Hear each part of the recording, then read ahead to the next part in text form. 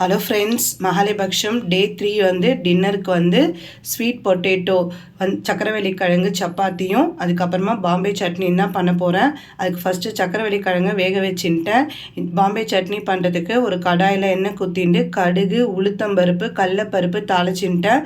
அதில் வந்து இஞ்சி, பச்சை மிளகா, கருவேப்பிலை போட்டு தாளிச்சிக்க போகிறேன். நான் இன்றைக்கி மீடியம் சைஸில் ஒரு 4 தக்காளி எடுத்துட்டுருக்கேன். அதுக்கேற்ற மாதிரி பச்சை மிளகா நான் எடுத்துட்டுருக்கேன். உங்களுக்கு ஏற்ற மாதிரி நீங்கள் பச்சை மிளகா கூட்டி குறைச்சி சேர்த்துக்கோங்க. இதில் பச்சை மிளகா மட்டும்தான் காரம். இஞ்சி, பச்சை மிளகா, கருவேப்பிலை போட்டு தாளிச்சுட்டு அதுக்கப்புறமா தக்காளி போட்டு நம்ம கொஞ்சம் நல்லா வதக்கிக்கணும் ஃப்ரெண்ட்ஸ். அப்போ தான் வந்து இந்த சட்னி வந்து சூப்பராக இருக்கும்.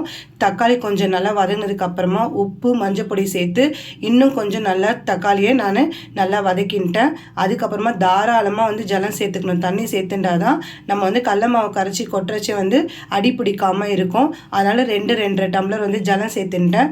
இந்த ஸ்டேஜில் உப்பு வேணுமான்றதை செக் பண்ணிக்கோங்க. செக் பண்ணிவிட்டு நல்லா தண்ணி கொதித்ததுக்கப்புறமா ஒரு 1-1.5 ஸ்பூன் வந்து கடல மாவு வந்து நல்லா கட்டி இல்லாமல் கரைச்சிக்கணும்.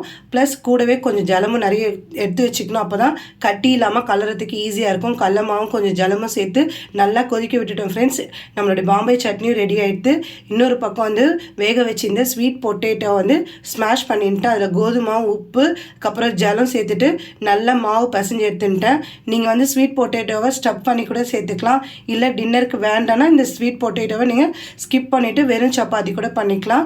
நல்லா பிசைஞ்சுட்டு அதுக்கப்புறம் சப்பாத்தி இட்டு போட்டு எடுத்துட்டேன். இன்றைக்கி எங்களோட டின்னர் வந்து ஸ்வீட் பொட்டேட்டோ சக்கரவள்ளி கிழங்கு சப்பாத்தி, தொட்டுக்கிறதுக்கு பாம்பே சட்னி. பிடிச்சிருந்தா லைக் பண்ணுங்கள், ஷேர் பண்ணுங்கள். நம்ம சேனலுக்கு சப்ஸ்கிரைப் பண்ணி சப்போர்ட் பண்ணுங்கள் ஃப்ரெண்ட்ஸ். உங்களுக்கு எந்த மாதிரியான மெனு வேணும்னு கமெண்ட் செக்ஷனில் கமெண்ட் பண்ணுங்கள். நான் போடுறதுக்கு ட்ரை பண்ணுறேன். தேங்க்ஸ் ஃபார் வாட்சிங்.